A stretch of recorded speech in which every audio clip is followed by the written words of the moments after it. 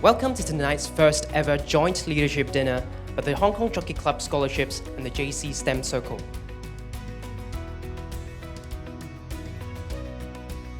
A very warm welcome on behalf of the Hong Kong Jockey Club Charities Trust to tonight's very special event. Perhaps this crossover represents a really important milestone, which provides a unique opportunity for two very distinct but synergistic groups of talent that the Hong Kong Jockey Club Charities Trust is nurturing for the Hong Kong community to come together to share and also to get to know one another and network.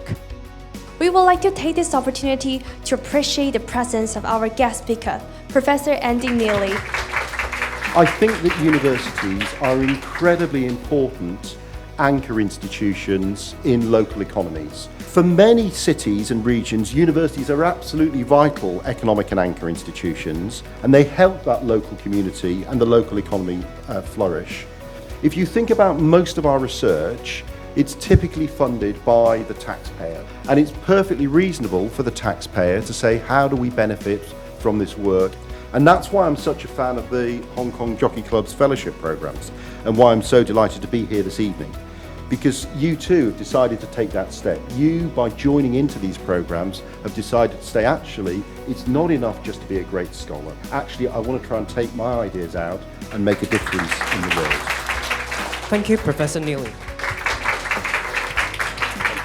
Hi everyone, it's the Fireside Chat, and let's bring our hands together for Professor Andy Neely on stage. I think you mentioned a lot of points about breaking boundaries. How can you overcome that fear and constantly learn something new?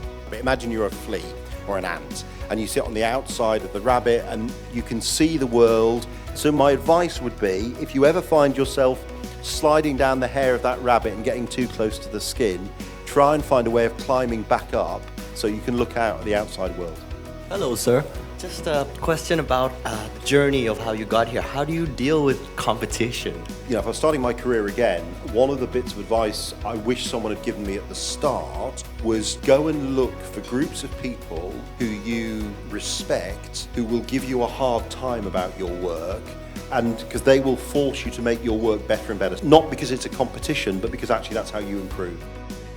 We got a lot of scholars from today. What are kind of the major advices for them so that they can progress their career and to be a successful people in their community moving forward?